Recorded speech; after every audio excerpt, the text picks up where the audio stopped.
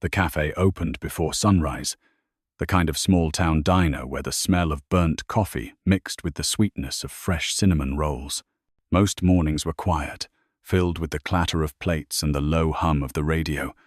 But every day, at exactly 6:45, the same girl slipped through the door. Lena Morales, the morning waitress, noticed her the first week she started coming in. The girl couldn't have been older than 17. She kept her eyes down, her hands tucked into the sleeves of her faded cardigan, and spoke so softly that Lena had to lean in just to hear her. That was all. No breakfast, no pastry, no side of toast, just tea. And every morning, Lena pretended not to notice that the girl barely finished half of it. She'd watch her stare out the window, like she was waiting for someone who never showed up. When the girl left, Lena always found a single dollar folded beneath the... It broke her heart a little. The cafe was cheap, but not cheap. Lena didn't know why she cared so much. Maybe because she saw a bit of herself in the girl's quietness. 10 years ago, Lena had been just as scared, just as lost. Working 2 jobs, raising her little boy after her husband died in an accident, trying to hold the world together with one exhausted smile at a time. Every morning, that girl became a small reason for Lena to show up early, to brew the good tea instead of the cheap one, to light a candle near the window even when the manager said electricity was expensive. "People need warmth," Lena would reply. And somehow, that shy stranger made the cafe feel warmer. But one morning, everything changed. The girl came in later than usual, rain dripping from her sleeves, her eyes red and swollen like she'd been crying for hours. She didn't order tea. She just stood there, trembling. "Sweetheart," Lena said softly, grabbing a towel. "You okay?" The girl shook her head, whispering, "I can't go home." Lena's chest tightened. She guided her to a booth, brought her a blanket, and made her a bowl of soup. "You don't have to talk right now," she said. "You just eat, okay?" The girl tried to smile, but her lips quivered. "Thank you, Miss Lena," she whispered. "You're the only person who's ever been kind to me." Lena's heart ached. She didn't ask questions. Some wounds didn't need words. She just sat across from her, pretending to wipe tables while keeping watch. The rain outside turned heavier, tapping against the window like nervous fingers. Then, the door opened. A cold gust swept in, followed by 2 tall men in dark suits. Between them stood a man with grey hair and sharp eyes that didn't belong in a small-town diner. His presence froze the entire cafe. Without a word, he scanned the room. The girl gasped, shrinking in her seat. "That's my father," she whispered, her voice barely a breath. And in that instant, Lena knew the quiet kindness of those mornings was about to unravel into something far darker. Lena Morales had never been the kind of woman who asked for help. At 31, life had already taught her that nobody was coming to rescue her. After her husband's sudden death in a factory accident, she'd packed up her toddler, Mateo, and moved to this small town hoping for a fresh start. What she found instead was survival barely. Her mornings started before dawn. She'd walk Mateo to the neighbors before her shift, leaving a quick kiss on his cheek and a promise she wasn't sure she could keep. "Mommy's gonna make things better." Then she'd hurry to the cafe, put on her faded apron, and serve strangers with a practiced smile. Every tip went to rent, every spare dollar to Mateo's school lunches. Still, she never complained. The cafe, with its flickering neon sign and cracked leather booths, had become her second home. It was where she'd learned that people revealed their souls in the mornings before coffee, before pretense. Maybe that was why she'd noticed the shy girl so quickly. Because broken souls recognize each other, even in silence. When Eva first appeared, Lena didn't think much of it, just another quiet face in a noisy world. But the girl's politeness, her careful way of folding napkins, her timid gratitude, it stirred something protective inside Lena. Maybe it was maternal instinct, maybe loneliness. Either way, she couldn't ignore her. Some days, Eva would try to talk, asking about the weather or complimenting the pastries. But other days, she'd sit completely still, lost in thoughts too heavy for her young shoulders. Lena wondered who she went home to. Someone who didn't listen? Someone who hurt her? Lena often found herself staring through the cafe window after Eva left, whispering small prayers she hadn't said in years. She didn't know that her small acts of kindness, an extra muffin, a warm smile, were being watched from afar. Because across the street, hidden in the shadow of a black car, someone was watching, a man in a tailored suit, his gaze locked on Eva every morning, his expression unreadable. And though Lena didn't know it yet, her quiet compassion had just placed her in the crosshairs of a world she was never meant to enter. The next morning, Eva showed up early, before the first rays of sun touched the cafe windows. Her hair was damp, her cheeks pale, and her hands trembled slightly as she held her teacup. Lena could tell she hadn't slept. "You okay, sweetheart?" Lena asked, keeping her tone light. Eva nodded, but her eyes darted toward the door, as if she expected someone to burst through it at any moment. "I just didn't want to be home," she murmured. Lena didn't press. Instead, she brought her a plate of warm pancakes. "On the house," she said with a wink. "You can't live on tea forever." For the first time, Eva smiled a real one, small and fragile but bright enough to soften the air around them. She ate quietly, as if afraid the food might disappear if she moved too fast. Lena watched her, pretending to wipe the counter, wondering what kind of life could make a teenager look that scared at sunrise. Over the next few weeks, Eva became part of the cafe's rhythm. Every morning, same table, same tea, same shy. "Thank you." The regular customers began to notice too. Old Mr. Jenkins would wave to her, the cook saved her favorite muffin, and even the grumpy manager stopped complaining about the free food Lena slipped her. But there were signs that didn't fit the expensive leather backpack, the delicate watch that clearly cost more than Lena's entire paycheck, the phone she never used but always kept face down. And sometimes, when she thought no one was watching, Eva's posture would change. Straight back, chin lifted, like someone who'd been trained to move gracefully. One morning, as Lena cleared the next table, she heard Eva whisper a name under her breath while scrolling through her phone, a name she recognized instantly. "Valen," Eva said softly, before quickly locking the screen. Lena froze. That name wasn't common. She'd seen it in the news. Leonard Valen, one of the country's most powerful billionaires. His company owned half the properties in the state. She forced a smile, pretending she hadn't heard, but her heart pounded in her chest. If Eva was connected to that Valen, then this wasn't just a runaway teen hiding from strict parents. This was something much bigger. And Lena had just stepped into a story far beyond her quiet little cafe. That night, Lena couldn't sleep. The name Valen looped in her mind like a siren she couldn't shut off. She sat at her small kitchen table, long after Matteo had fallen asleep, scrolling through articles on her cracked phone. The screen flickered as headlines filled it. Leonard Valen, the untouchable tycoon, Valen Industries under investigation, rumors of a hidden heir. Her stomach twisted. The shy, fragile girl who came for tea every morning suddenly looked different in her memory, like a puzzle piece that never really belonged. The watch, the refined posture, the fear in her eyes. It all made sense now. Eva wasn't just a girl running from home. She was running from power. The next morning, Lena almost expected Eva not to show up. But right at 6:45, the bell above the door jingled, and there she was, same cardigan, same timid smile. Only this time, her eyes were swollen, like she'd cried all night. Lena poured her tea quietly. "Rough night?" she asked. Eva hesitated, then whispered, "Do you ever wish you could just start over somewhere nobody knows you?" "Every day," Lena said softly. "But life doesn't work like that, honey. It always finds you." Eva's lip trembled. She opened her mouth to say something but stopped when her phone buzzed. The caller ID flashed a single letter, L. Her face went pale. She silenced it immediately. Lena pretended not to notice, but her heart raced. "You know," she said gently, "whoever's hurting you, you don't have to face them alone." Eva looked up, startled. "You don't understand," she said in a trembling voice. "If he finds me, everything ends." Lena leaned closer. "Who?" But before she could answer, a black SUV rolled past the window, slow, deliberate. Eva flinched and ducked her head. The sound of the engine lingered, long after it was gone. Lena forced a reassuring smile, though her hands had gone cold. "You're safe here," she whispered. Eva nodded weakly, clutching her cup with both hands.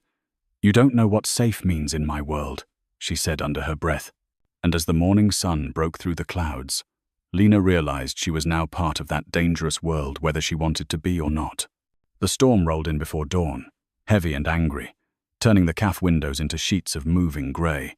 Lena arrived soaked, her sneakers squeaking on the tile floor. She almost called in sick, but something told her not to. Eva hadn't shown up the day before, and the worry had been gnawing at her ever since. By 7, the streets outside were nearly empty, the kind of morning where only the desperate or the lost came out. Lena wiped the counter, pretending not to stare at the door. Then it opened. Eva stood there, dripping wet, her cardigan clinging to her small frame. Her hair was plastered to her face, and her eyes, once shy, were now filled with panic. Lena rushed to her side. "Sweetheart, what happened?" she whispered, guiding her toward the back booth. Eva didn't answer. She just sat down, shaking, her hands gripping her backpack as if it held her life inside. Lena fetched a towel and a cup of hot cocoa instead of tea. "Drink this," she said softly. "You're freezing." Eva hesitated, then took a small sip. "I can't go back," she murmured. "Back where?" "My father's house," Eva said, her voice barely audible. He found out." Lena froze. "Found out about what?" Eva's eyes filled with tears. "About the baby."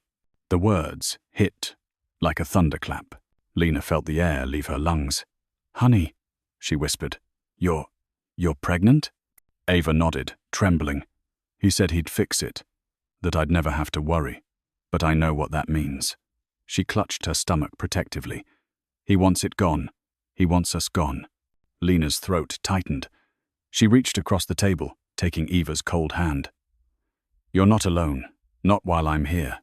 For the first time, Eva let herself cry quiet, broken sobs that made Lena's heart ache. The rain outside grew heavier, matching the rhythm of their fear. Then, through the window, headlights cut through the storm. 3 black SUVs pulled up to the curb. Men in suits stepped out, umbrellas snapping open like dark wings. Eva's breath hitched. "He found me." And as the door swung open, Lena realized the rain hadn't brought peace that morning. It had delivered war. The cafe door slammed open with a gust of rain and cold air. Conversations died mid-sentence. Every customer turned to stare as 3 bodyguards entered, first tall, stone-faced men in dark coats, their earpieces glinting under the dim lights. Then came the man they flanked. Leonard Valen. He was older than his photos, but no less intimidating. Grey streaked his slicked-back hair, and his presence seemed to fill every inch of the small diner. His tailored suit looked out of place among the chipped mugs and cracked booths. When his eyes landed on Eva, his jaw tightened, the faintest muscle twitch giving away the rage simmering beneath his calm. "Eva." His voice was deep, controlled, and terrifying in its restraint. "Get up. We're going home." Eva shook her head, shrinking into the corner of the booth. "No, Dad. Please. I'm not going back." Lena stepped between them before she could think. "Sir, she doesn't want to go with you. Maybe you should, Stay out of this," Leonard snapped, his tone sharp enough to cut glass. "This is family business." Lena felt every eye in the cafe on her, but she didn't move. "With all due respect, sir, she's shaking and terrified. That's not how family should look." The billionaire turned his full attention on her then. His gaze was cold, assessing the way a man might study a problem to be erased. "Who are you to speak to me?" "Someone who cares when nobody else does," Lena replied, her voice steady even though her heart pounded. Leonard's nostrils flared. "You have no idea what you've involved yourself in. That girl belongs with me." Eva's voice cracked. "You mean I belong to your reputation? You don't care about me or the baby, only your name." A collective gasp rippled through the cafe. One of the guards shifted uneasily.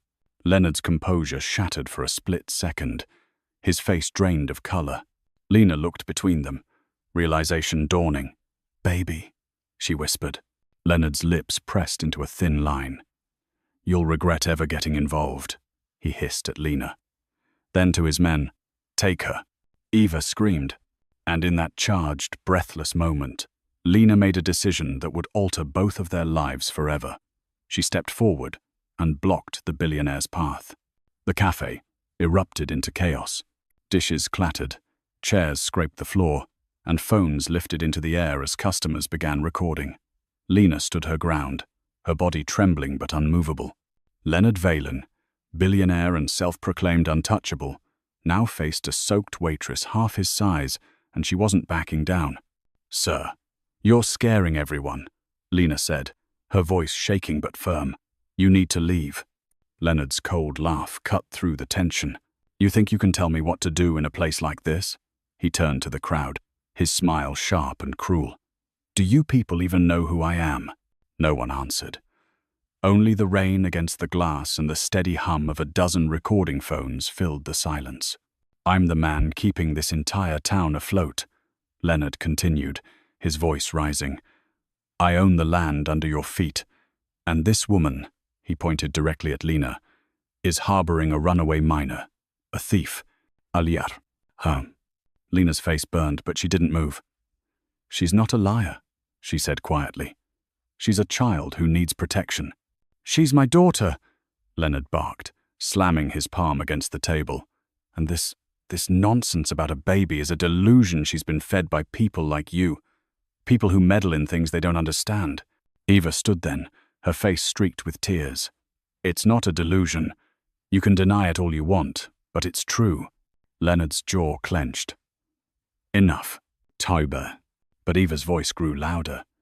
"You can buy buildings, people, silence, but not me." The crowd murmured. Lena saw it, the shift. The man who ruled boardrooms now looked small, cornered. She stepped closer, placing a hand on Eva's shoulder. "You're safe now," she whispered. Leonard glared at them both, breathing hard. "You think this is over? You have no idea what power looks like." "Power?" Lena's voice rose for the first time. "Power isn't money. It's doing the right thing when no one's watching. And right now," she gestured toward the filming customers, "everyone's watching."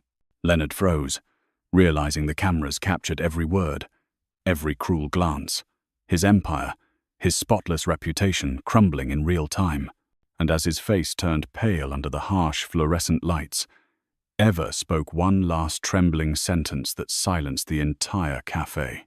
"She's the only one who knows the truth about the baby." The cafe went dead silent. Every sound, the rain, the coffee machine, the faint music from the radio, vanished beneath Eva's trembling words. The baby. It hung in the air like lightning that hadn't yet struck. Leonard blinked, his composure cracking for the first time. "Eva," he said slowly, his voice low and dangerous. "You will stop talking right now." But the girl didn't stop. She stood straighter, her fear swallowed by something fiercer. "You can't hide it anymore, Dad. You can't pay people to make it disappear. The world deserves to know what you did." Lena's pulse thundered in her ears. "Eva," she whispered. "What's she talking about? What baby?" Eva turned to her, tears streaming down her face. "My mother was his employee, his secret. When she died, he promised to take care of me.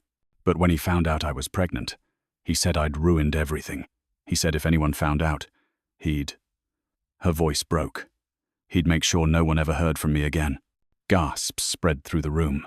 One of the bodyguards shifted nervously. The cameras kept rolling, red lights blinking. Leonard's mask shattered completely. "Enough!" he shouted, slamming his hand against the counter. "You're just a confused girl, repeating lies told by people who want my money." He turned toward Lena, rage burning in his eyes. "And you fed this delusion. You think the internet will save you. You think pity can protect you from me." Lena didn't flinch. "I think the truth will." His lips curled. "The truth," he hissed. "The truth destroys. It doesn't save." But then, from the back corner, a customer's phone began to ring loud, clear, echoing through the stunned silence. On the screen flashed a live notification. "Breaking. Billionaire Leonard Valen involved in scandal." Video leaked. Someone had already uploaded the footage. The cafe erupted into chaos again. Voices shouting, cameras flashing, people rushing for the door. Leonard's men closed in, trying to shield him, but it was too late. His reputation, his empire gone with one whispered secret and one viral video. He looked at Lena with a hatred so sharp it made her skin crawl. "You'll regret this," he snarled, but Lena met his glare with calm defiance. "Maybe, but at least I can sleep tonight." And as Leonard stormed out into the rain, the whole world began watching what he tried so hard to bury. By nightfall, the cafe was a ghost of what it had been that morning. Reporters had crowded the street, flashing lights, turning the rain into a blur of white and blue. Lena gave her statement to the police, then helped Eva into her small car. The girl's hands wouldn't stop shaking. "It's okay," Lena whispered, glancing at her through the rearview mirror. "You're safe now. The truth's out there. He can't touch you." Eva didn't answer. Her eyes stayed fixed on the passing lights, haunted and distant. "You don't understand," she murmured. "He doesn't stop. Ever." When they reached Lena's apartment, she made cocoa and gave Eva one of Mateo's old hoodies. The warmth of home should have felt comforting, but unease hung in the air like smoke. Lena kept checking the window, half expecting a black SUV to appear. It didn't take long. Around midnight, headlights sliced through the curtain. A dark car idled across the street, engine purring. Lena's stomach dropped. She turned off the living room lamp and peeked through the blinds. A man in a suit stood outside, staring straight at her building. She whispered, "Eva, go to the bedroom, now." The girl obeyed silently. Lena's hands trembled as she grabbed her phone and dialed the police, but before she could press call, it buzzed in her palm. "Unknown number," she answered without thinking. A familiar voice poured through the line, smooth, calm, and cold. "You should have taken my offer, Miss Morales." Lena froze.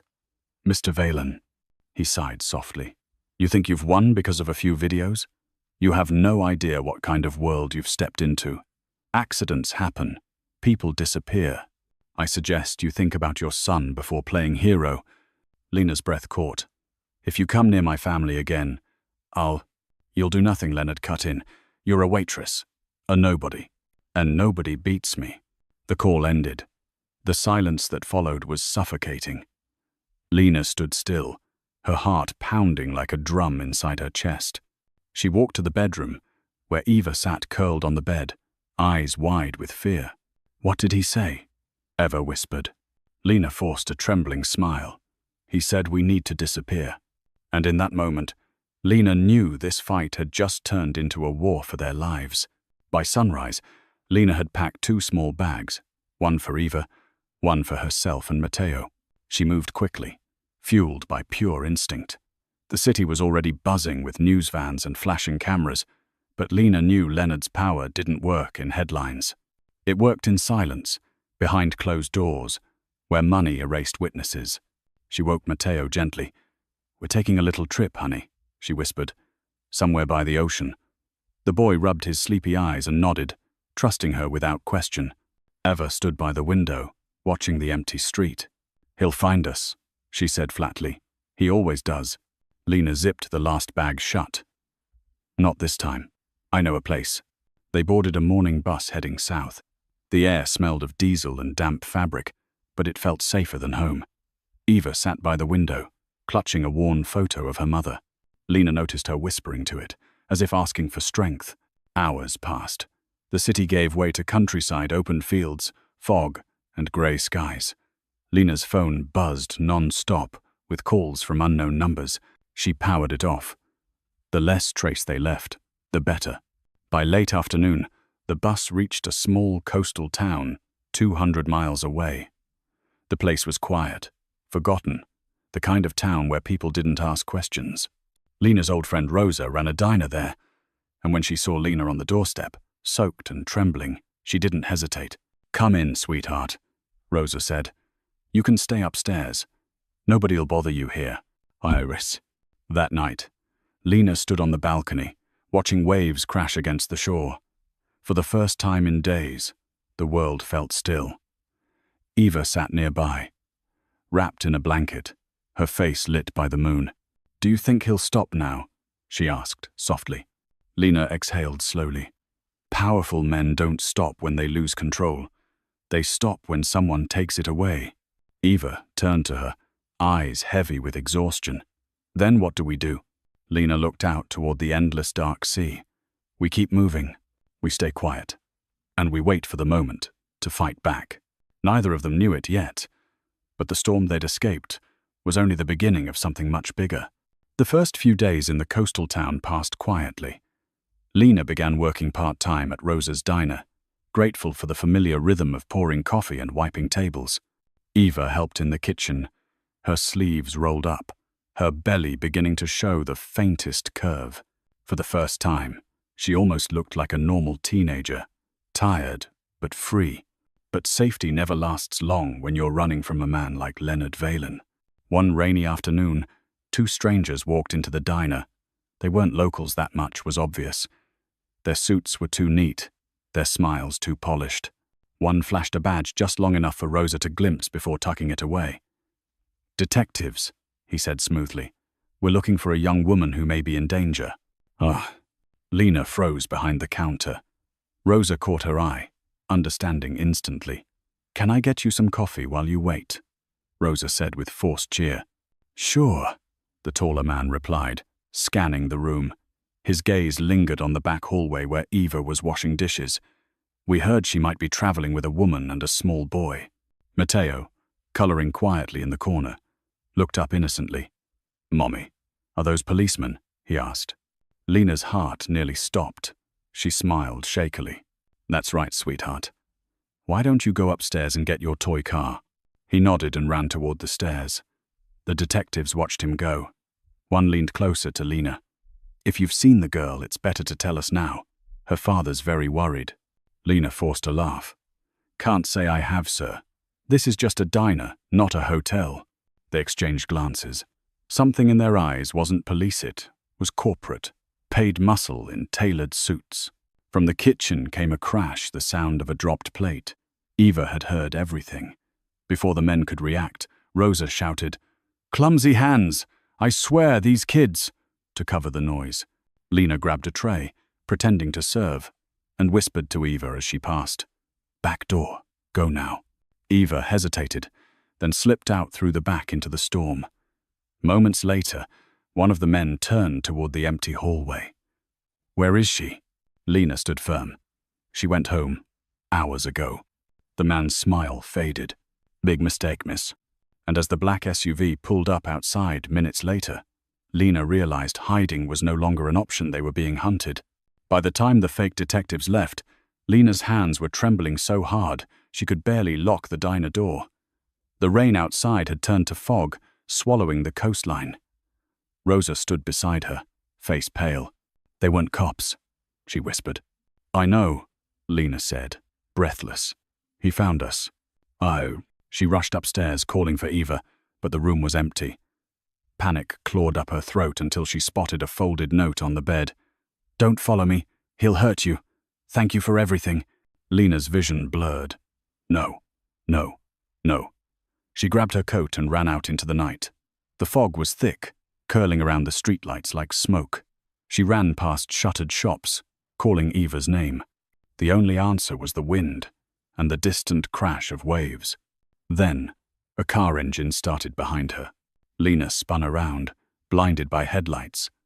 The door opened, and a tall, gray-haired man stepped out. Not Leonard, but someone who looked eerily familiar. He raised both hands calmly. "You're Lena Morales." She backed away. "Who's asking?" "My name's Dr. Samuel Valen," he said quietly. "Leonard's brother." The words hit like ice water. "His brother? Then you're one of them." "Not like him," Samuel said quickly. "I know what he's done, and I know about the girl. I've been looking for her to keep her safe." Lena's instinct screamed not to trust him, but something in his eyes stopped her. There was sorrow there, not malice. "Why would you help us?" she asked. "Because Leonard has forgotten what humanity means," Samuel said. "Eva's mother was a good woman. She didn't deserve what he did to her. That child she's carrying, it's the last piece of decency left in his bloodline." Lena's breath caught. Then help me find her. Ah, Samuel nodded, gesturing to his car. She won't get far on foot in this storm. Get in. They drove through winding coastal roads, headlights cutting through fog. After miles of silence, Samuel spoke again. Leonard's people think she's dangerous because she knows too much. But the truth, what he's hiding, goes deeper than a scandal. Lena turned to him. How deep? He met her gaze, his voice grim. Deep enough that if we expose it, it could destroy everything he's built. 10. And as thunder cracked above them, Lena realized she'd just gained an ally, but also a key to a truth far darker than she'd imagined. They found Eva the next morning in an abandoned lighthouse near the cliffs, shivering beneath a tattered blanket. Her face was pale, her lips blue, but when she saw Lena, tears of relief filled her eyes. You shouldn't have come, she whispered. Lena knelt beside her, pulling the blanket tighter. I promised I wouldn't leave you, remember? Doctor. Samuel stood near the doorway, scanning the fog outside. We don't have much time, he said. Leonard's people will trace the road here soon. Eva's voice shook. He'll never stop. He told me I'd ruined the family name, that if the truth about Mom or the baby ever got out, it would destroy him. Samuel's jaw clenched. He destroyed himself a long time ago. He turned to Lena. There's something you need to see. He handed her a flash drive. These are internal documents from Valen Industries. Transactions, medical records, and private emails. Proof of what he's done. Your video made the world curious. This will make them furious. Lena stared at it. If we release this, he'll come after you harder, Samuel finished. But it's the only way. Before Lena could respond, a faint buzz came from Samuel's pocket. He frowned, pulling out his phone. His face drained of color. He knows, he muttered. What? Lena demanded. Samuel looked at her, guilt flickering across his face. There's a tracker on my car. A beam of light swept through the window headlights, cutting through the fog. Engines roared outside. Eva gasped. They're here. Lena's pulse spiked. You said you wanted to protect us. I did, Samuel said desperately. But I didn't know he's been monitoring me for months. The door burst open. Leonard's men flooded the room, shouting orders. Samuel shoved the flash drive into Lena's hand. Run! 2. She grabbed Eva's arm and bolted through the back exit as tires screeched on the wet gravel. Samuel stayed behind, blocking the doorway, shouting, You'll have to go through me first. Gunshots echoed. Lena didn't look back. She dragged Eva down the narrow cliff path toward the crashing waves below. And as the flash drive burned hot in her pocket, she realized the fight had turned deadly, because even family wasn't safe from Leonard Valen's reach. By dawn, the news had spread like wildfire. Every major outlet ran the story. Valen Empire under fire. Leaked files. Reveal corruption, cover-ups, and hidden heirs. The flash drive Samuel had given Lena was now in the hands of a journalist he'd trusted. Within hours, the internet exploded with outrage. People demanded answers. Investors pulled out. The empire trembled. From the safety of a small motel on the city's edge, Lena watched the chaos unfold on the flickering TV. Eva sat beside her, wrapped in a blanket, her face pale but determined. He won't forgive this, she said quietly. He doesn't have to, Lena replied. He just has to face it. The phone buzzed with non-stop messages, reporters, lawyers, strangers calling her a hero, others calling her a liar. Half the world believed her, half thought she was a gold digger chasing attention. But none of that mattered. The truth was finally out. Then came the breaking news alert. Valen's brother, in critical condition, after confrontation at Lighthouse. Lena's breath caught. Samuel. Eva's eyes filled with tears. He stayed behind for us. Lena muted the TV. We can't waste what he gave us. We need to finish what he started. They didn't notice the black car parked across the street until the headlights flicked on. Panic surged through Lena's veins. Grab your things. Now. They slipped out the back door, rain pouring again, as if the sky itself mirrored the chaos below. Sirens wailed in the distance. The city felt alive, angry, unpredictable. They ran through alleys, their shoes splashing through puddles. Lena finally stopped under a bridge, gasping for breath. "We'll go to the police real ones this time." Eva shook her head. "He owns half of them. They'll hand us over." Lena hesitated. She knew Eva was right. Leonard's influence reached deeper than any courtroom. Above them, digital billboards lit up with the billionaire's statement. "Valen Industries denies all allegations. Certain individuals will face legal consequences for extortion and slander." Lena stared up at it, drenched and furious. "He's twisting it," she muttered, turning himself into the victim. Eva's voice was hoarse. "He's not done yet." Dumb. And as thunder rolled over the city, Lena realized the truth alone wouldn't save them now. They had to survive it. The storm hadn't stopped for 2 days. Lena and Eva moved from motel to motel, hiding in plain sight while the city burned with scandal. But by the 3rd night, Eva could barely stand. Her skin was pale, her breath shallow. "It's just exhaustion," she insisted, though she winced every time she spoke. Lena didn't believe her. She half-carried the girl through the emergency room doors of St. Mary's Hospital, ignoring the receptionist's suspicious glance. "She's pregnant," Lena said urgently. "She needs help." Within minutes, Eva was rushed into a room. Lena waited outside, her clothes soaked and her nerves stretched thin. The hallway smelled of antiseptic and fear. She called Rosa to check on Matteo, trying to sound calm. "Tell him Mommy's fine," she whispered, though her voice broke on the last word. Hours dragged by until a doctor finally appeared, clipboard in hand. "She's stable for now," he said. "Severe dehydration and stress, but we need to monitor her closely. The baby's heartbeat is weak." Lena nodded, relief and dread twisting inside her. "Can I see her?" He led her in. Eva looked fragile beneath the white sheets, her hand resting protectively on her stomach. When she saw Lena, she tried to smile. "I'm sorry," she whispered. "I didn't mean to slow us down." "Ugh." Lena sat beside her, gripping her hand. "Don't you dare apologize. You're fighting harder than anyone I've ever known." Tears welled in Eva's eyes. "If something happens to me, promise you'll keep him safe. The baby, promise me." Lena's throat tightened. "Nothing's going to happen to you. I swear it." Outside the hospital, a commotion began, reporters shouting, cameras flashing. Lena looked through the blinds and felt her heart stop. Leonard Valen was there, flanked by guards, walking through the doors like he owned the place. "Stay calm," she whispered to Eva. "I'll handle this." She stepped into the corridor, just as Leonard's cold eyes found hers. "You can't hide behind hospital walls," he said. "She belongs to me. That child belongs to me." Lena's voice was steady but full of fire. "You lost that right the moment you chose your name over your own blood. Tyen."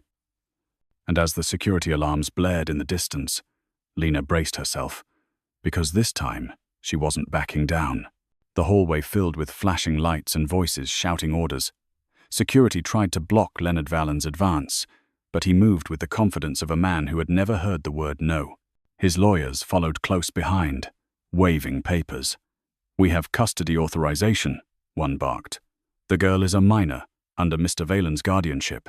"To be?" Lena stepped between them and the hospital room door. "She's not property," she snapped.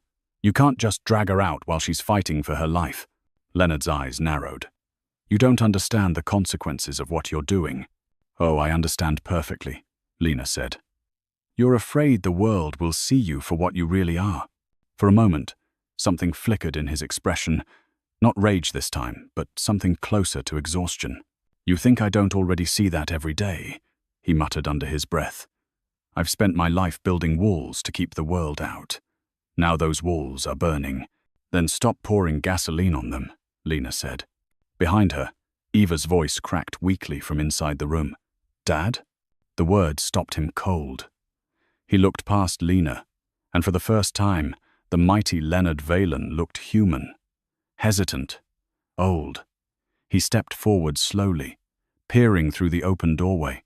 Eva lay pale under the dim light, her hand trembling as she reached for him. "You don't have to fix this with lies anymore," she whispered. "Just be here." Something in him broke. He exhaled shakily, lowering his head. "I wanted to protect you," he said. "From them. From this world." "You were protecting yourself," she replied softly. Lena watched in silence as Leonard's mask finally cracked. For the first time, she saw not a billionaire, but a father crushed by his own choices. He stepped back, turning to Lena. "Let me see her when she wakes. No cameras, no deals." Lena nodded slowly. "If you mean that, start by leaving her alone tonight." He hesitated, then signaled to his guards. "We'll wait." As he walked away down the sterile corridor, Lena leaned against the wall, trembling from the adrenaline. For a fleeting moment, it seemed redemption might be possible. But fate had one more cruel test waiting beyond that hospital door. The hospital's dim lights flickered as midnight came and went. Lena sat beside Eva's bed, exhaustion clouding her eyes but refusing to let herself rest. The monitors beeped steadily, each sound a fragile promise that the girl was still fighting. Outside the glass, Leonard paced like a man haunted by ghosts. For the first time in years, he wasn't on a private jet or in a boardroom. He was just a father terrified. His empire, his money, his reputation, all meaningless compared to the stillness in that hospital bed. When the doctor came in, Lena stood quickly. "She's not getting worse, is she?" The doctor hesitated. "Her body's weak, and the baby's under stress. We may have to deliver early. It's risky." Lena's knees nearly buckled. "How risky?" "Too risky," he said quietly. "But it might be the only way to save them both." Leonard stepped forward, his voice cracking for the first time. "Do it, whatever it takes." Eva stirred faintly, whispering, "No, don't let them take him." Her hand clutched the blanket. Lena took it gently. "Sweetheart, they're trying to help." Eva's breathing quickened, the monitor alarms blaring. Nurses flooded the room. Lena was pushed back as doctors shouted for equipment. "Code Blue!" someone yelled. Leonard's world tilted. He pressed a hand to the glass, helpless. "Ava!"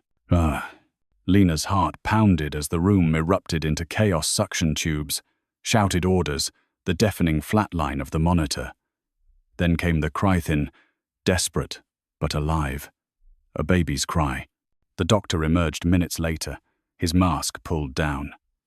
"She's stable," he said, voice trembling with relief. "So is the baby."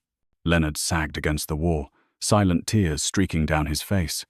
Lena exhaled a sob she hadn't realized she'd been holding. Hours later, as the sun broke through the grey dawn, she stood beside the nursery window. Inside, the tiny newborn rested beneath a soft blanket. Leonard appeared beside her, eyes red, shoulders heavy. "I thought I'd lost everything," he whispered. "Turns out I never had anything worth keeping." Lena looked at him not with forgiveness but understanding. "Now you have a chance to earn it back." Ugh. But even as hope flickered to life, outside the hospital, men in suits waited ready to make sure Leonard Valin never saw that second chance. Morning sunlight spilled through the hospital blinds, golden and calm, deceptively calm. Lena stepped into the hallway, coffee in hand, hoping the worst was finally behind them. But the quiet didn't last. A nurse rushed by, whispering into her headset, followed by two men in black suits entering through the main doors. Their polished shoes clicked sharply against the floor. Something was wrong. In the waiting area, Leonard stood in front of a television mounted on the wall. His face was pale as the news anchor's voice echoed across the lobby. "Breaking Valen Industries announces emergency leadership transfer." CEO declared mentally unfit to continue operations. Leonard's jaw tightened. "They moved faster than I thought." Lena frowned. "Who did?" "My board," he said bitterly. "They've been circling for months, waiting for a scandal big enough to cut me out. Samuel's files gave them everything they needed. Now they're cleaning house and me with it." Before Lena could reply, 3 corporate security officers approached. "Mr. Valin, the board requests your immediate compliance. You're to return to headquarters for questioning." Leonard's eyes hardened. "You mean for silencing?" One of them stepped closer. "Don't make this difficult, sir." Lena stepped between them. "He's not going anywhere. His daughter and grandchild are inside that room fighting to live." The guard sneered. "Ma'am, This doesn't concern you. Leonard raised a hand. It does, he said firmly. She's done more for my family in weeks than any of you ever have. The men exchanged looks, uncertain.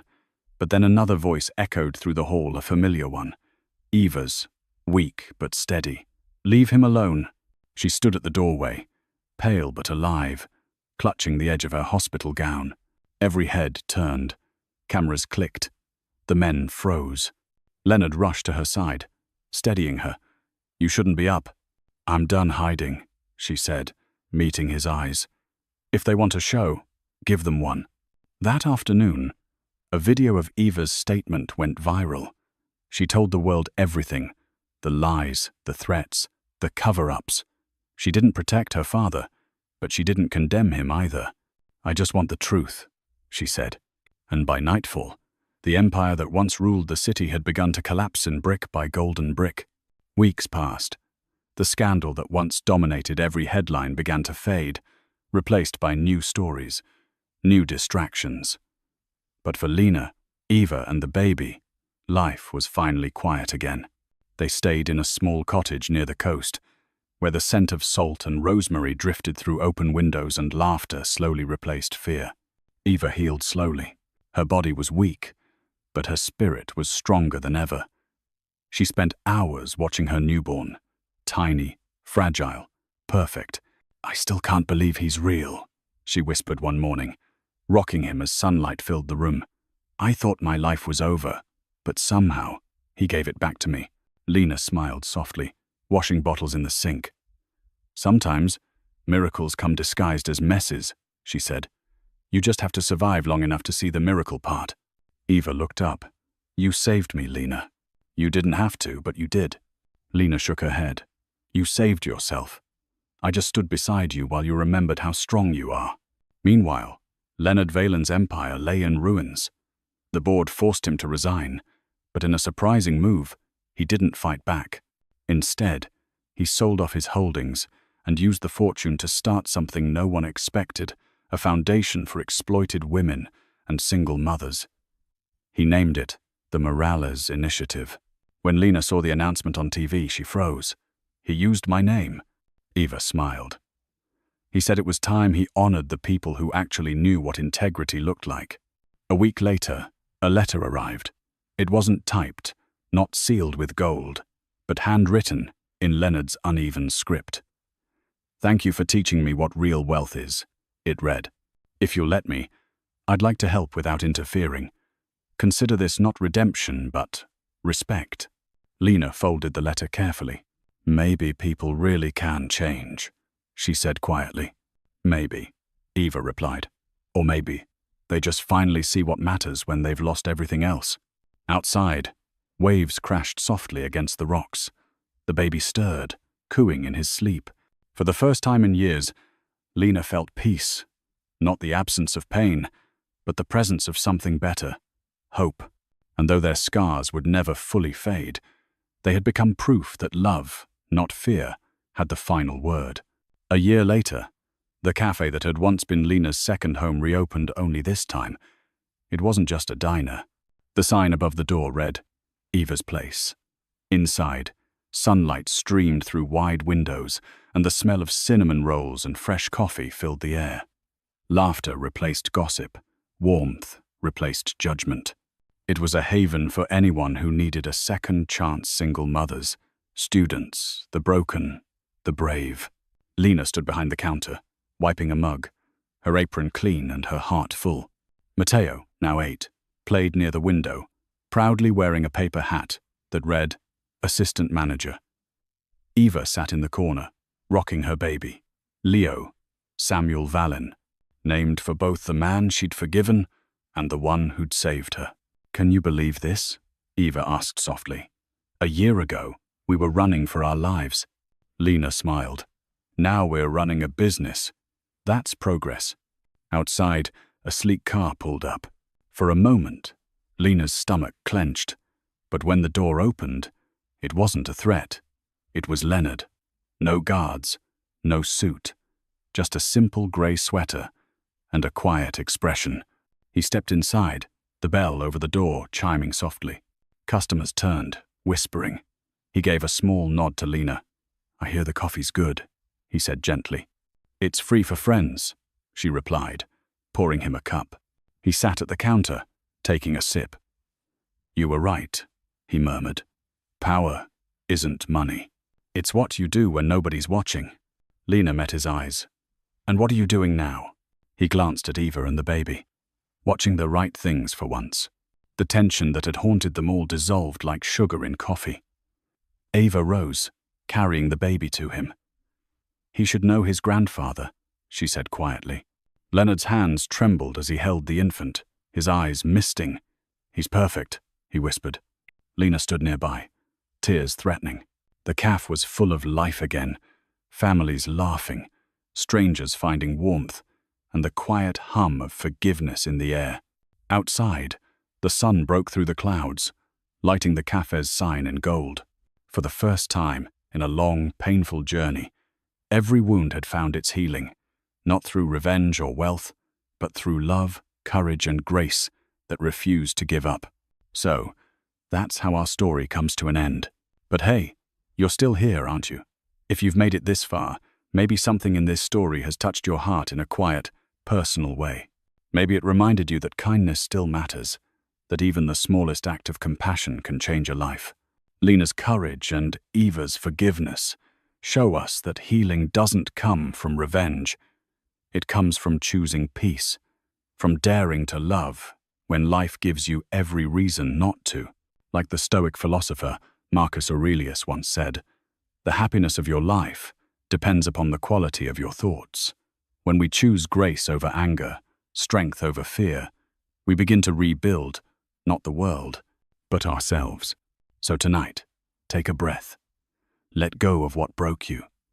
Remember that every scar is proof you survived, not that you're damaged. And if this story moved you, share it with someone who might need a little light too. Hit that like button, subscribe, and stay with us for more stories that remind us all of what truly matters: love, redemption, and the quiet power of the human heart. What happens when a billionaire titan, a man who controls empires with a phone call, decides to humiliate his trophy wife, Arthur Vance? King of Wall Street thought his wife Kate was just another beautiful, expensive acquisition. When he cut off her credit cards for overspending, he thought he was teaching her a lesson. He had no idea he was a pawn in her game. He thought she was buying shoes and art, but she was buying his company piece by piece. The lesson wasn't for her. It was for him, and it was just getting started. The penthouse on Fifth Avenue was less a home than a museum exhibit on 21st century wealth. It was all glass chrome and hold white marble, cantilevered over Central Park like a billionaire's viewing box. This was the domain of Arthur Vance, a man whose personality was forged in the roaring furnaces of hedge funds and hostile takeovers. Arthur didn't just own things, he conquered them. Buildings, companies, markets. And 10 years ago, Kate Vance was to the outside world Arthur's greatest acquisition. She was 20 years younger with a quiet, classical beauty that seemed jarringly out of place among the sharp edges of their life. Tonight she was dressed in a navy blue Schiaparelli gown, the gold-plated anatomical details gleaming under the recessed lighting. They were preparing for the Conservation Gala, an event Arthur personally funded less out of a love for nature, and more because it allowed him to poach investors from his rivals in a softened environment. "Kate, the car is downstairs," Arthur barked, not looking up from the phone, surgically attached to his ear. He was pacing by the floor-to-ceiling windows, his Brioni suit jacket still off. "And for God's sake, wear the emeralds, the ones from the Sotheby's auction. The press will be there." Kate, already standing by the door, simply nodded. She had the emeralds on. He hadn't noticed. "Yes, Arthur, I'm ready." He finally looked at her, his eyes doing a rapid, impersonal calculation. "Good. You look appropriate. Remember, tonight you're seated next to Senator Harrison. Laugh at his jokes, but don't talk about politics. Just smile and talk about the children's wing at the hospital. Got it? Got it, Arthur. Her voice was a soft monotone, the perfect acoustic wallpaper for his life. The gala was a suffocating crush of power and perfume. Arthur worked the room like a general, gripping shoulders, laughing with a loud artificial boom, his eyes cold and scanning. Kate played her part, a vision of serene elegance, smiling at senators and nodding at the wives of other titans.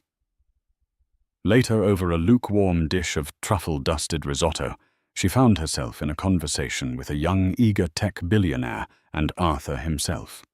The tech mogul was lamenting a new SEC regulation on high-frequency trading. "It's killing liquidity, Arthur," the young man complained. "My quants are pulling their hair out." Arthur grunted. "It's a temporary headache. The market will adapt." Kate, who had been silent, tilted her head. "Or perhaps," she said, her voice clear in the brief lull, "the regulation doesn't go far enough. The real vulnerability isn't the speed. It's the Prometheus algorithm that 90% of the HFT firms rely on. It's brilliant, but it has a recursive flaw. If a specific set of market stresses hit simultaneously, it could create a cascading sell-off that the circuit breakers can't catch." The table went silent. The tech mogul stared at her, stunned. Arthur's face for a split second flashed with genuine shock before it hardened into a mask of pure, unadulterated fury. He laughed that booming false laugh. "My wife, the economist," he slapped the table. "Darling, I think you've had one too many glasses of champagne. She reads the headlines, you know," he said to the mogul, dismissing her with a wave of his hand. "She thought Black Skulls was a new fashion label last year." He winked, and the mogul, sensing the dangerous shift in the air, forced a polite chuckle. Of course. Arthur leaned in close to Kate, his smile a reptilian slit. "Leave the thinking to me, sweetheart," he whispered, his voice like gravel. "Just look pretty." Kate didn't flinch. She didn't blush or look away. She simply picked up her wine glass, took a slow, deliberate sip, and held his gaze over the rim. The smile on her face didn't reach her eyes, which were as cold and deep as the emeralds at her throat. Arthur mistook her stillness for submission. He had no idea it was the calm at the center of a hurricane. The humiliation at the gala was a public execution of her credibility, and it was for Arthur a necessary re-establishment of control. He was agitated for the next 2 days, slamming doors and barking at his staff. He despised being surprised, and Kate's comment, so specific, so accurate, had surprised him. It was a loose thread, and Arthur Vance hated loose threads. He decided to pull it. He summoned his chief financial officer, Gregory, to the penthouse. Gregory was a pale, nervous man who lived in perpetual fear of his boss.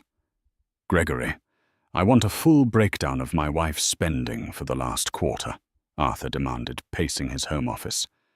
"Every receipt, every transaction. So Mrs. Vance's expenses are significant, as you know. The charity's the art. I don't care about the art. I want to know everything." Gregory returned 3 hours later, his face even paler. He held a thin binder as if it were radioactive. "Mr. Vance, the numbers are, well, they're astronomical, even for her." He laid out the statements. The usual suspects were their 5-figure charges at Hermes Balenciaga, a staggering bill from Cartier. But beneath those there were other stranger items.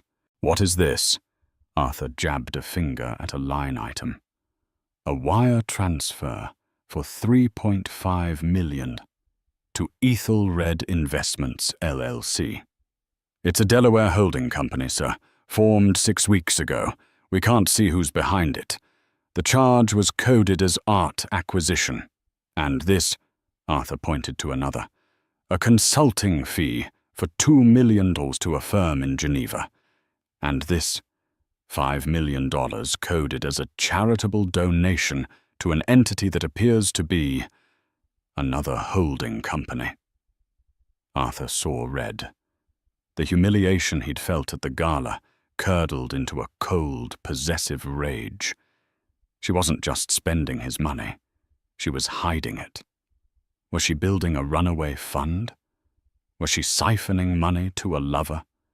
The audacity of it, to use his money to betray him. He stormed out of the office. Kate was in the sunroom, calmly sketching in a notebook, a cup of tea steaming beside her. The picture of domestic tranquility. He threw the binder on the glass table in front of her. It landed with a loud, ugly smack. "What," he growled, "is Ethel Red Investments?" Kate didn't look up immediately. She calmly finished the line she was drawing the curve of a building's roof.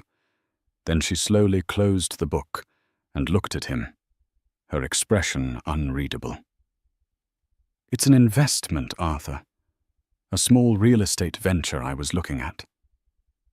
A real estate venture. A Delaware shell company. "You think I'm a fool?" he roared. "And the Geneva firm, the donations. You are stealing from me, Kate, right under my nose." "It's my allowance, Arthur," she said, her voice infuriatingly calm. "You told me I could do with it as I pleased." "Allowance?" He laughed, a short, sharp, ugly sound. "An allowance is for shoes for parties, not for setting up secret corporations. You've spent over $10 million in 6 weeks on this scheme." "The opportunities were time-sensitive," she said simply. That was it. The calmness, the lack of fear, the casual dismissal of the sum. It broke something in him. He grabbed his phone from his pocket. "You want to play games, Kate? Fine." He dialed his private banker at Morgan Stanley. "Yes, this is Arthur Vance. I want all personal credit lines and accounts linked to my wife, Kate Vance, frozen. Effective immediately." He paused, listening.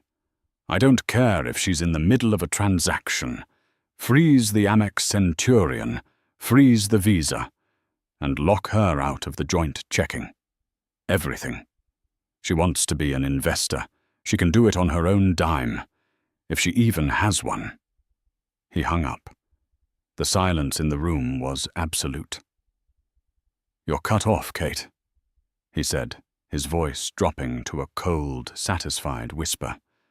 "Until you come to me on your knees and tell me exactly what you've been doing. You wanted to learn about business. Lesson 1. He who holds the gold makes the rules. My gold, my rules." He expected tears. He expected screaming, pleading. He got nothing. Kate simply stood up, smoothing the front of her silk blouse. She picked up her teacup and her sketchbook. "As you wish, Arthur," she said, her voice as mild as if he'd just commented on the weather. She walked past him, her scent, a light, expensive blend of jasmine and citrus, trailing behind her. He watched her go, baffled and furious. The lack of a fight was almost more insulting than the theft. He felt a moment's unease, a flicker of wrongness, but crushed it. He was Arthur Vance. He had won. He always won. He turned back to the window, watching the city light up as dusk fell, the king restored to his throne. In the hallway out of his sight, Kate's placid mask finally broke.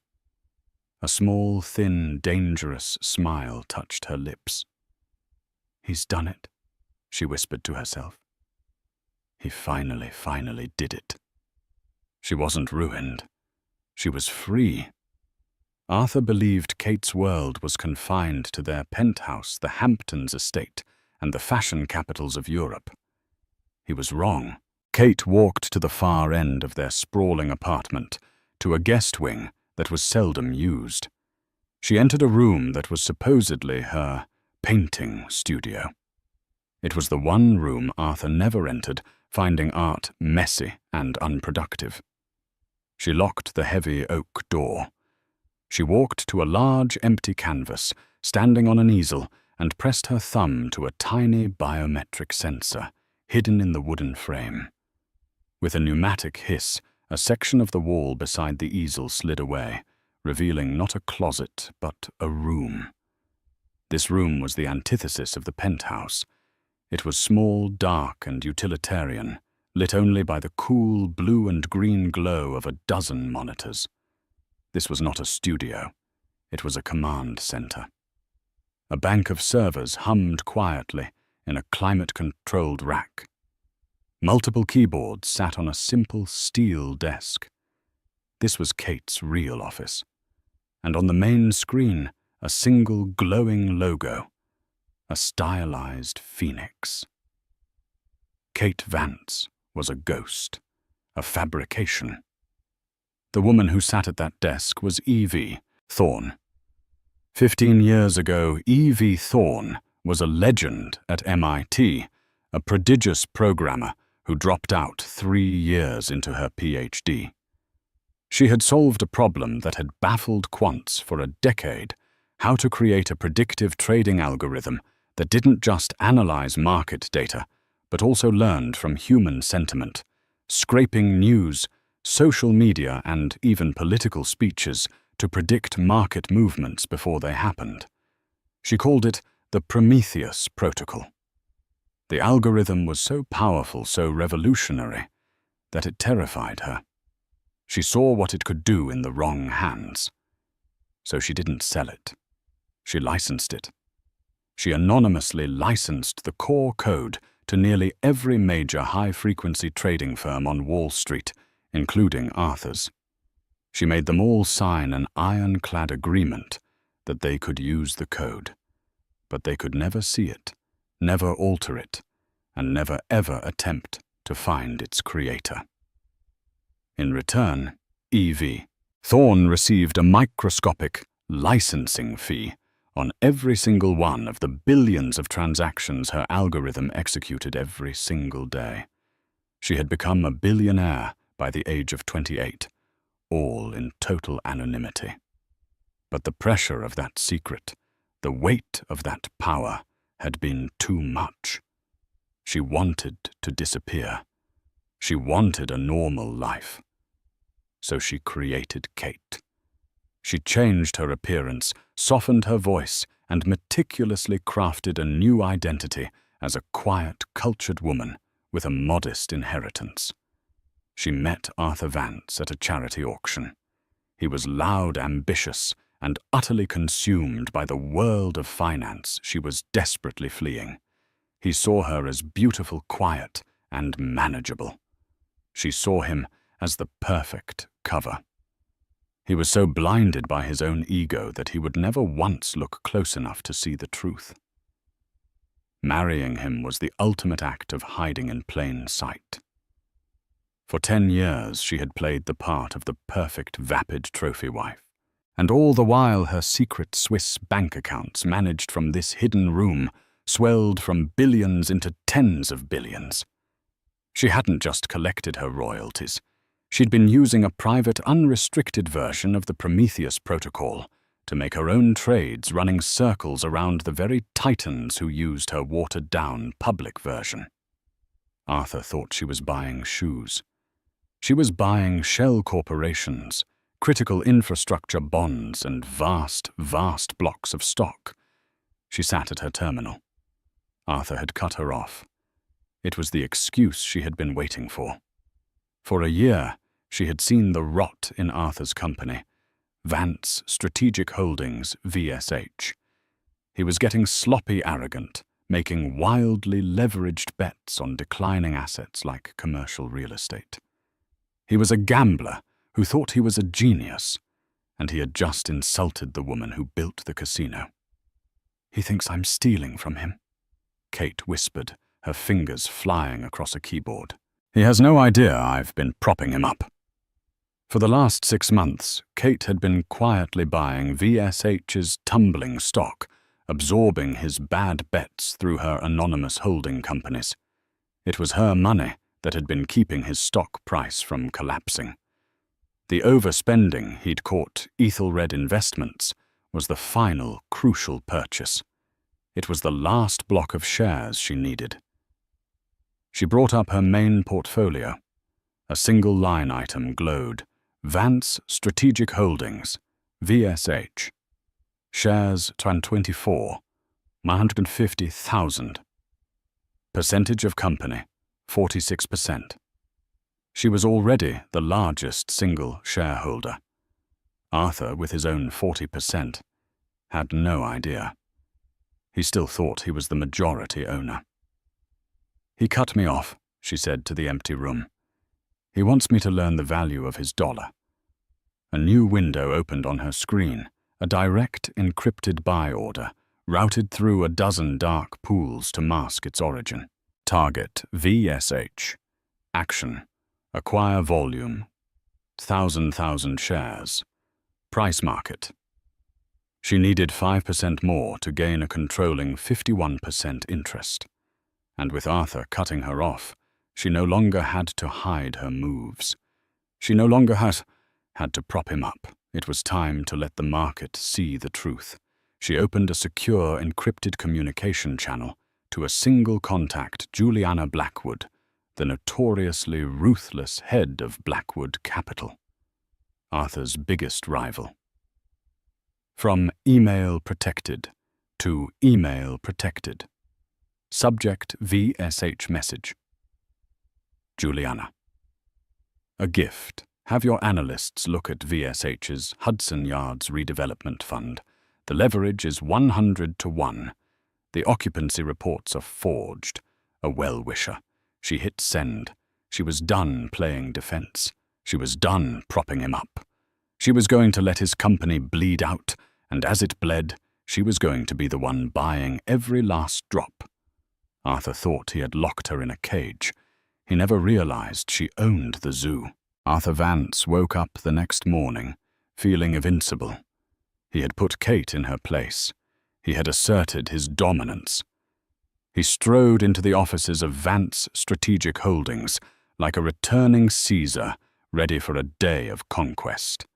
The VSH trading floor was already in a low, humming panic. "What the hell is going on with the VSH ticker?" Arthur snapped at his head trader, a man named Marco. Marco was sweating his tie, already loosened. "I don't know, Arthur." The opening bell was fine, but at 9:35 a.m., a massive, short position opened up. Someone is betting hard against us, and the rumors, they're flying. Rumors what rumors? That our Hudson Yards fund is a house of cards. That we are over-leveraged, and the occupancy numbers are fake. It's all over the terminals, the Financial Times just called. "That's preposterous," Arthur roared. But a cold spike of fear shot through his gut. The occupancy numbers were massaged. The leverage was insane. Only 3 people in the company knew the real numbers himself. Gregory and... He stopped. Kate. He'd been ranting about it in the penthouse 2 nights ago, drunk and angry about a zoning board. He'd bragged about how he was pulling the wool over the market's eyes. He never once imagined she was listening.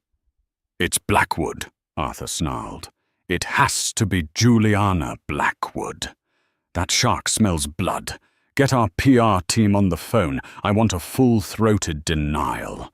Call our bankers at Goldman. Tell them to support the stock. Buy back 10 million shares. We'll crush these short sellers." "Arthur," Marco looked sick. We don't have the liquidity for a 10 million share buyback. The Hudson Yards Fund has all our capital tied up. We're exposed." The color drained from Arthur's face. "What do you mean, exposed?" "I mean, if the stock drops another 15%, we're going to face a margin call, Arthur. A big one." The day was a blur of cascading disasters. Juliana Blackwood, armed with Kate's anonymous tip, had launched a coordinated, brutal short-selling attack.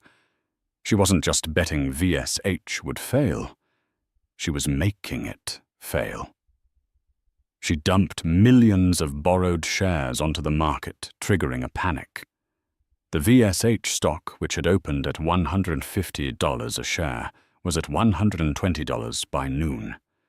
By 2:00 p.m., it was at $95. Arthur was a man possessed. He screamed at traders, threatened journalists, and pleaded with his bankers. "You have to give me more credit. It's a bear raid. It's manipulation." The bankers were polite but firm. "The market is reacting to perceived risk, Arthur. We can't extend you any more leverage. Your collateral is shrinking." Then Arthur noticed something else, something even more terrifying. "Who is buying?" he whispered, staring at the trade flow data. For every million shares the short sellers dumped, a massive anonymous buyer was soaking them up. The trades were sliced into thousands of tiny pieces, routed through dozens of dark pools, all reassembled by a single invisible entity. This wasn't a panic buyer. This was an apex predator, calmly swallowing the company whole in the middle of the feeding frenzy. "It's a hostile takeover," Arthur yelled. "Someone is using Blackwood's raid as cover to buy the company." "Find out who it is. Marco, find them now." But they couldn't. The buyer was a ghost. The purchasing entity was listed as Ethelred Investments, LLC. Arthur froze. The blood in his veins turned to ice. Ethelred. The shell company. Kate. He laughed, a broken, terrified laugh. No, it's impossible. She can't. She's buying shoes. She's an idiot. She doesn't have the money. She's cut off." He scrambled for his phone and called the penthouse. No answer. He called her cell. It went straight to voicemail. He ran from his office, shoving past his stunned employees. He had to see her. He had to know. The VSH stock closed at $74.50. A catastrophic loss of 50% of the company's value in a single day. And in his email, an automated alert. From Morgan Stanley. Risk Management. Subject. Urgent. Margin call notification. Client, Arthur Vance. Vance, Strategic Holdings, deficit, $2.1 billion USD. Due, 9:00 a.m. Tomorrow, he was ruined. While Arthur's world was exploding, Kate was perfectly calm. She sat in her hidden command center, a cup of green tea in one hand, her other hand on a mouse, watching the symphony of destruction she had composed. She saw Blackwood's short attack. She saw the algorithms of other firms join in sensing weakness, and she saw her own buy orders patiently, precisely absorbing every share. She wasn't just buying, she was hunting. The Prometheus protocol she used was her private master version. It didn't just predict the market, it manipulated it. She had designed it with a backdoor, a God mode, that allowed her to see the stop-loss orders of other major firms, including Arthur's. She knew exactly where his financial tripwires were. She was triggering them one by one. The overspending that Arthur had uncovered was the culmination of a year-long plan. The Geneva consulting firm wasn't a lover. It was a team of forensic accountants she had hired to secretly audit Arthur's entire empire. They had confirmed her suspicions. VSH was a house of cards, built on ego and leveraged debt. The charitable donation was a payment to a political lobbying firm to push for the very SEC regulation that Kate had mentioned at the gala, a regulation specifically designed to target the vulnerabilities in Arthur's trading model. She was the reason for the tech mogul's headache. She had laid the trap. Arthur's hubris, his public humiliation of her, and his final act of cutting her off had been the bait. He had walked right in. A secure video call chimed on her screen. She put on a simple black mask and activated a voice modulator. The face that appeared was sharp, silver-haired, and smiling like a wolf. Juliana Blackwood. "Evie Thorne," Juliana said, using the legendary pseudonym. "I assume you're enjoying the fireworks, my well-wisher." "It's a productive day, Ms. Blackwood," Kate's modulated voice replied. "Your team was very efficient. Your tip was more than efficient. It was a silver bullet. You've cost Arthur Vance half his net worth in 6 hours. I'm impressed, but I'm also curious. My people are telling me a single buyer is soaking up all our short positions. That wouldn't by chance be you. My interests are my own, Ms. Blackwood, just as your profits are your own." Juliana laughed. "Of course. Well, let me know when you plan to strike next. I enjoy our collaborations." The screen went blank. Kate closed the channel. She looked at her portfolio. Vance Strategic Holdings. VSH shares. 150,000 percentage of company, 51.2%. She had it. She had controlling interest. The margin call email that Arthur had just received was in fact a formality. The $2.1 billion in debt he owed to Morgan Stanley and Goldman Sachs. His position was so toxic that the banks were desperate to get it off their books. Kate's terminal chimed again. This time it was a notification from her own bankers at UBS in Zurich. Transaction complete. Vance debt portfolio status, acquired amount, $2.1 billion USD. Purchased at 60 cents on the dollar. Buyer. Ethelred Investments, LLC. She hadn't just bought the company. She now owned his debt. Arthur Vance, the man who thought he'd cut her off from her allowance, was now personally and professionally in debt to her. She shut down the terminals. The room went dark. The server hum faded. She walked out of the studio, locked the door, and slid the wall panel back into place. She went to her bedroom, took off her severe functional clothes, and slipped into a simple cream-colored silk robe. She brushed her hair and waited. She knew he would be home soon. Arthur burst through the penthouse door like a wounded animal. The apartment was silent, steeped in the oppressive calm of dusk. "Kate!" he bellowed. She emerged from the bedroom, the picture of wifely concern. "Arthur, what is it? You sound dreadful." He stormed toward her, his face pale and slick with sweat. He grabbed her by the shoulders. "Ethelred Investments. Tell me it's not you. Tell me you don't know what that is." Kate looked at him, her eyes wide with what he mistook for fear. "Arthur, you're hurting me. That's the real estate thing I told you about. I don't know what you mean. What happened?" He stared at her, searching her face for any sign of a lie, any flicker of triumph.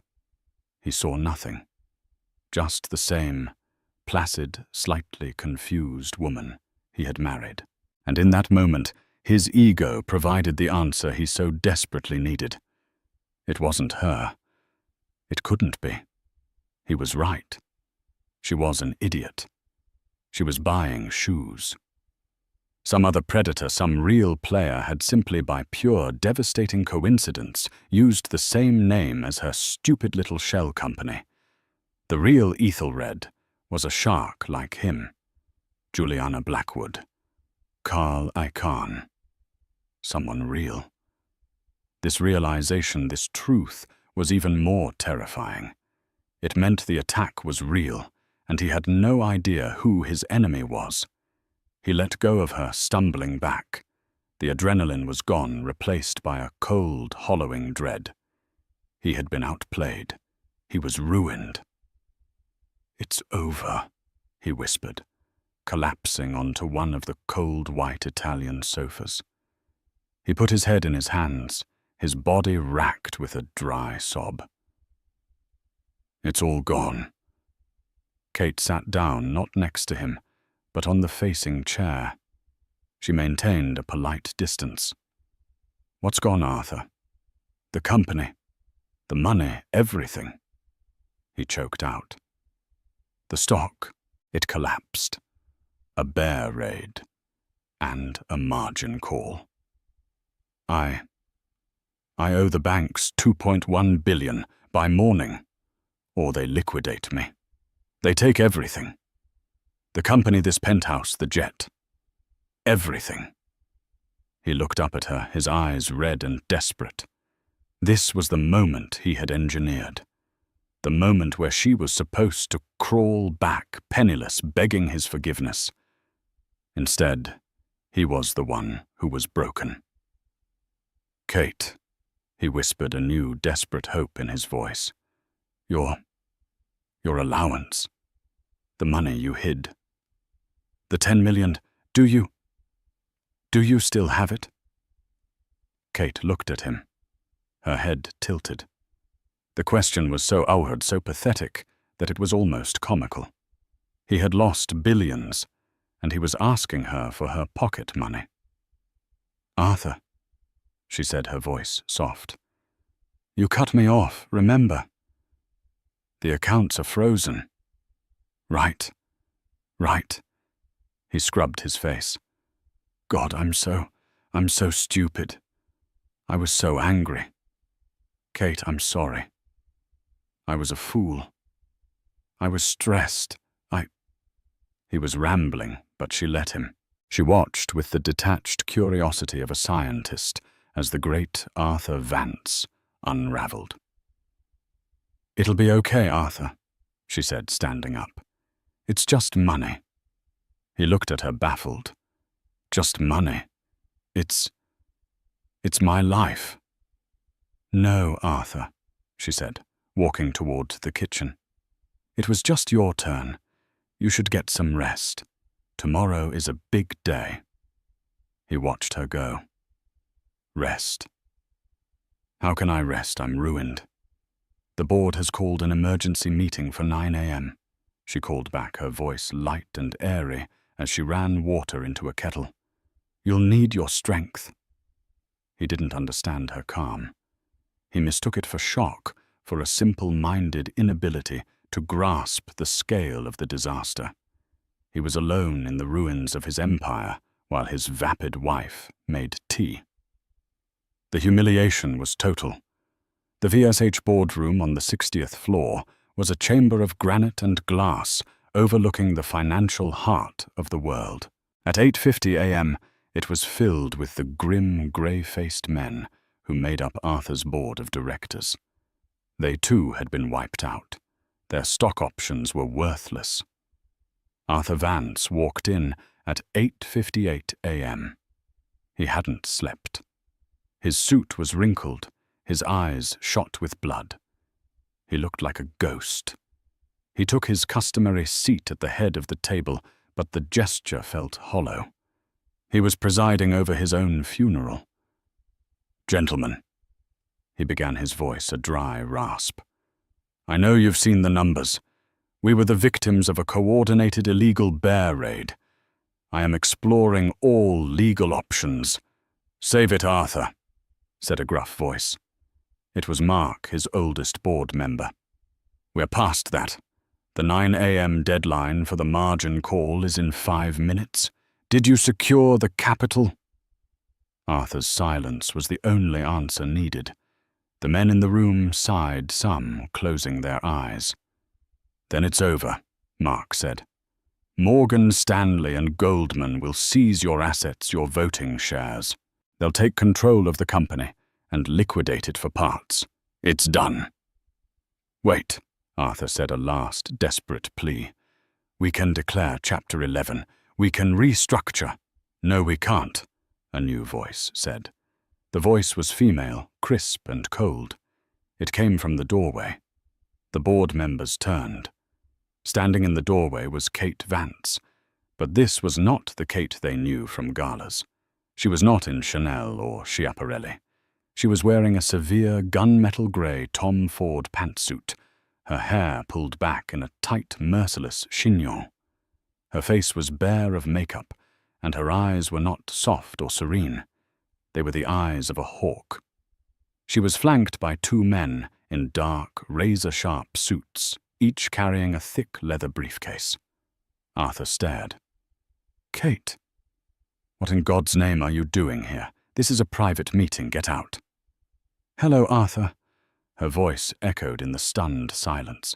She walked calmly to the table, not taking a seat, but standing at the other head opposite her husband. Her lawyers stood behind her. "Please, gentlemen, don't let me interrupt. You were just discussing the margin call." "Kate, I'm not going to warn you again." Arthur began rising from his chair. "Sit down, Arthur," she said. It wasn't a request. It was a command delivered with such icy, absolute authority that he froze halfway out of his seat. "The 9 a.m. deadline has just passed," Kate continued, looking at her watch. "And as Arthur has failed to meet his margin call, his assets are, as you said, forfeit. But they won't be seized by the banks. You see, the banks sold that debt." Mark leaned forward.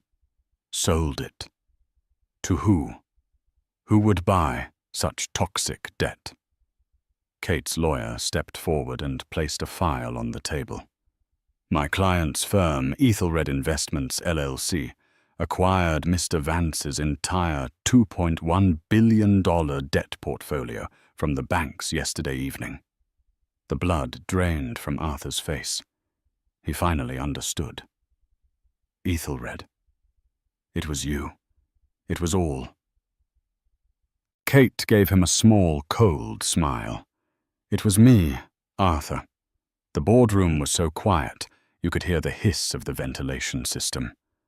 The board members looked back and forth between the ruined, trembling Arthur and the poised, terrifying woman who was his wife. "But how?" Arthur stammered. "The money. You don't have that kind of money. You're cut off." Kate laughed. It was not her usual tinkling socialite laugh. This was a dry, humorless sound that chilled the blood. "My allowance, Arthur. The pittance you gave me to buy clothes, I haven't used your money in nearly a decade. I've been letting it accumulate in a checking account I haven't touched. A little experiment. It has $22 million in it, by the way, if you're curious." She paced slowly along the side of the table, her steel-tipped heels clicking on the granite floor. "You married me because I was quiet and manageable," she said. "You never once asked about my life before you. You never asked what I studied. You never asked what I did. You just assumed I was nothing. A blank slate for you to write on." She stopped and turned to the stunned board. "Gentlemen, for those of you who are unfamiliar with my work, my name is not Kate Vance. My name is E.V. Thorne." A gasp came from one of the younger board members, the tech-savvy one. E.V. Thorne, as in the Prometheus Protocol Thorne. That's a myth, a pseudonym. "I can assure you I am very real," Kate said. "I am the architect of the algorithm your entire company and most of Wall Street is built on. And for 10 years I have been collecting a royalty on every single transaction you, your rivals, and every other high-frequency firm has made." She let that sink in. The scale of the wealth she was describing was incomprehensible. It dwarfed everyone in the room combined. "Yesterday, Paul," she continued, "you didn't just suffer a bear raid. You suffered a controlled demolition. The vulnerabilities in your Hudson Yards fund. I leaked them. The SEC regulation that cramped your style, I funded the lobby that pushed it through. And the anonymous buyer who soaked up your shares as they plummeted. She turned her gaze back to her husband. That was Ethelred Investments, the little real estate venture I told you about. As of 4:100 p.m. yesterday, Ethelred acquired 51.2% of Vance Strategic Holdings. Her other lawyer stepped forward, placing a much thicker binder on the table. These are the SEC filings, submitted an hour ago. Ethelred Investments is now the majority shareholder, and as Mr. Vance has defaulted on his $2.1 billion debt to Ethelred, his remaining 40% stake is hereby seized as collateral. She looked at Arthur, his face ashen, his mouth hanging open. "You didn't cut me off, Arthur," she said, her voice dropping to a whisper. "You just gave me a reason to stop holding back. You thought I was buying shoes, but I was buying your company." She walked to the head of the table and placed her hands on the back of Arthur's chair. He was still frozen in it. "So," she said, addressing the board, "as the new owner of 91.2% of this company, my first act is to call a vote. All those in favor of accepting Mr. Arthur Vance's immediate resignation. Every hand in the room, except for Arthur's, shot into the air." Kate smiled. "Excellent. Thank you, gentlemen. Arthur, you're fired." Arthur Vance didn't move. He simply stared at the polished granite of the table, his world reduced to the wood grain in front of him. "This is illegal," he whispered, though he knew it wasn't. You're a monster. A liar. I'm a liar." Kate's voice was sharp as a diamond cutter. "I lived a lie, Arthur, yes. But you created it. You demanded it. You wanted a beautiful, stupid, silent doll, and I played that part for 10 years. The moment I showed a single spark of intellect at the gala, remember, you humiliated me. You tried to snuff it out. You were so terrified of having a partner, you could only tolerate having a pet." She walked around the table to face him. "You built an empire on arrogance and ego, Arthur. You took insane risks with other people's money and called it genius. I built an empire on mathematics and patience. The difference is my empire just swallowed yours." She turned back to the board. "Gentlemen, Vance Strategic Holdings is being dissolved. It will be absorbed by Ethelred and rebranded. As of today, you all work for me. We will be cleaning house. We will be deleveraging. We will be building real value, not just to chasing quarterly returns. My team," she gestured to her lawyers, "will be handling the transition." The board members, seeing their livelihoods flash before their eyes, nodded eagerly. "Yes, Ms. Thorne. Of course, Ms. Thorne. Whatever you need, Ms. Thorne." They had a new god now, and they were desperate to be seen as devout. Arthur finally looked up, his eyes hollow. "So what now? You take everything. You leave me with nothing. On the street. Is that it?" Kate studied him for a long, cold moment. The penthouse, the cars, the jet, all of it was now hers, as they had been seized as part of his personal assets to pay the debt he owed her. He was for the first time in his adult life worth nothing, less than nothing. "No, Arthur," she said, a strange, calculating light in her eyes. "Leaving you on the street would be uncreative and wasteful." She paused, letting the tension build. "You're a good trader, Arthur. Or you were before your ego took over. You have good instincts, but you're a terrible risk manager. And as we've established, an even worse husband." She walked to the door, then turned back. "I am dissolving our marriage effective immediately. My lawyers will be at the penthouse this afternoon to assist you with your departure. You'll be moving into a corporate apartment I've arranged. It's modest. But a job," she continued. "I am offering you a job. Ethelred is opening a new junior analyst program. You'll be in the first cohort." Arthur's face twisted in confusion. Junior analyst? That's right. Your starting salary will be $85,000 a year, plus a performance-based bonus. You'll be in a cubicle on the 14th floor. You'll run spreadsheets. You'll fetch coffee for the senior partners. And you'll report to Marco, your old head trader, whom I've just promoted to Vice President of Risk. It was the most devastating, precise, and humiliating revenge possible. She wasn't just taking his crown.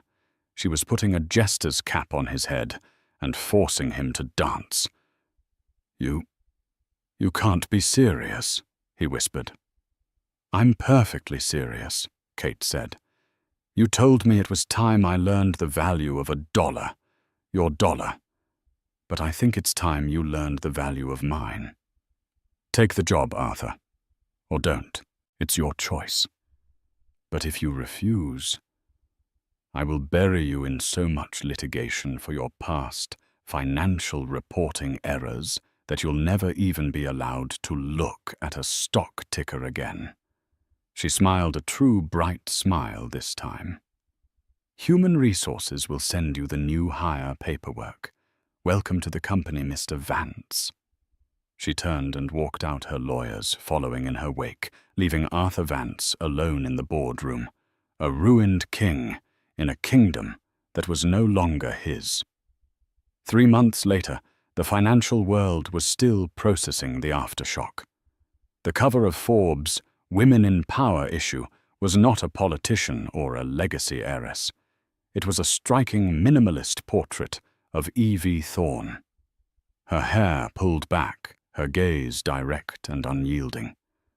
The headline was simple and devastating: "The Ghost in the Machine." How Evie Thorne played Wall Street's trophy wife and built a $100 billion empire. The story was a global sensation. It detailed the creation of the Prometheus Protocol, the decade of anonymity, and the surgical, brutal takeover of Vance Strategic Holdings. It shattered the trophy wife myth so completely that it became a cultural punchline. Kate Vance wasn't just on the cover. She had rewritten the rules of the game.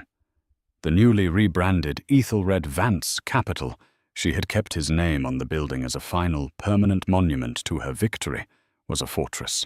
The chaotic, adrenaline-fueled trading floor that Arthur had loved was gone. It had been replaced by 3 floors of silent, focused analysts and data scientists.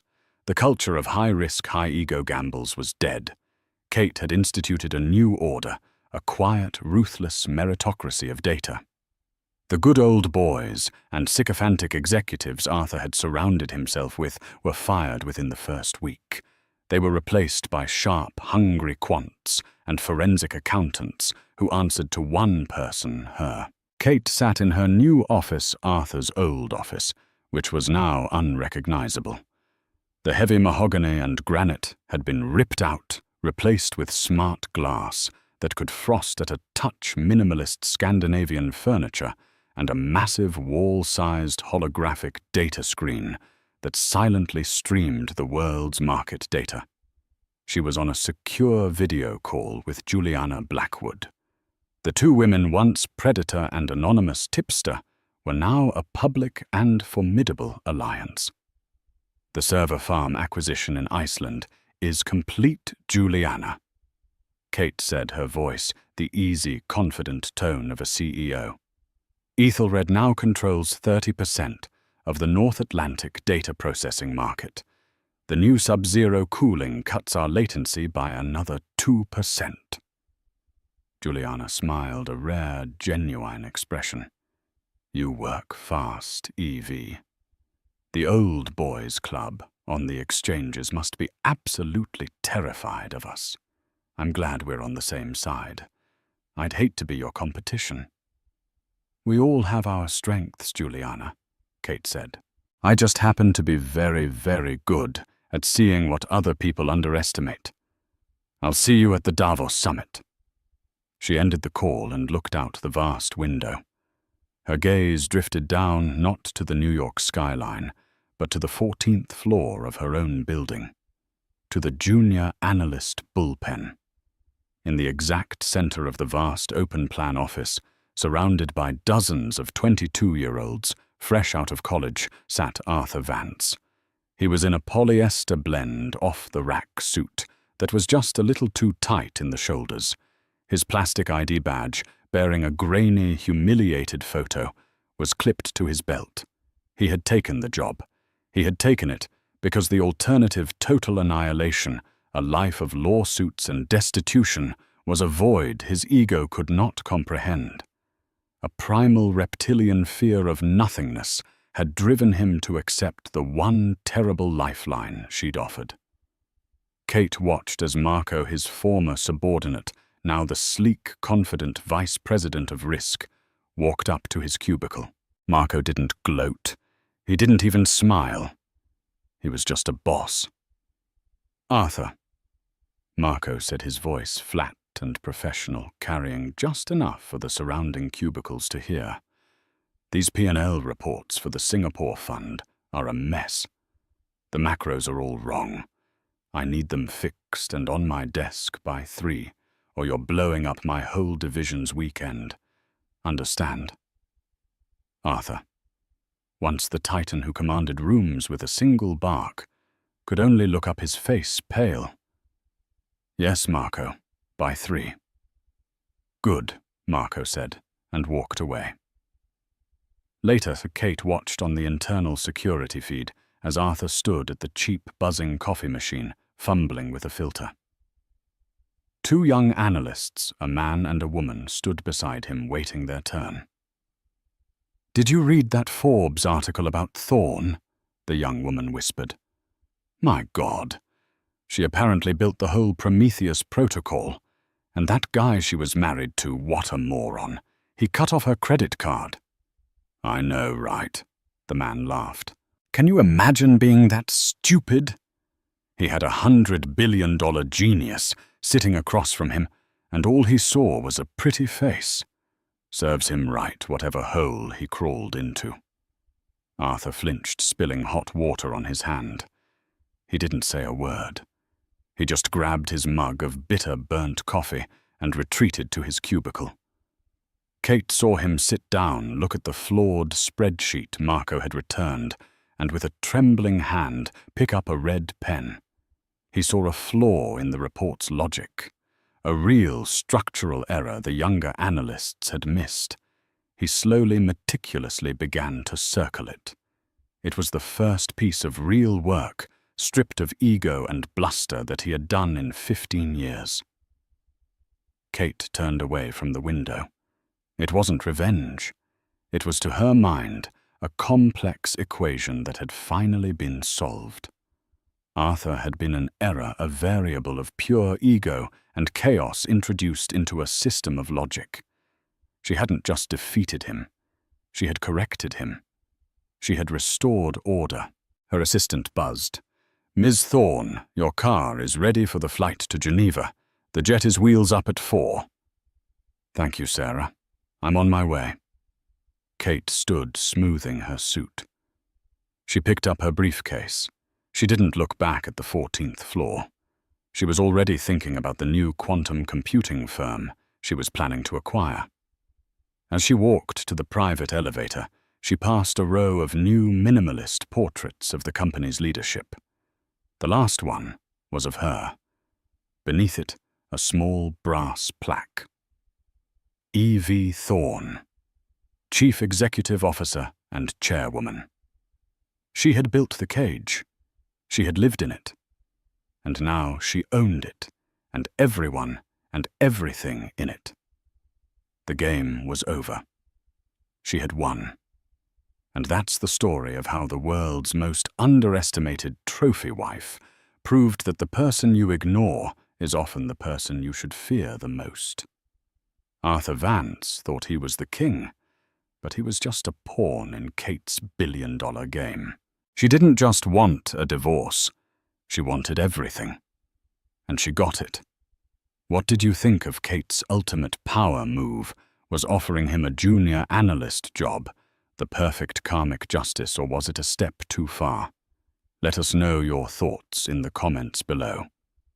If you loved this story of revenge secrets and a twist you never saw coming, please make sure to like this video and hit that subscribe button. Don't forget to ring the notification bell so you never miss another one of our real-life drama stories. Share this with a friend who loves a good story of the underdog, or in this case, the wolf in designer clothing coming out on top. Thanks for listening.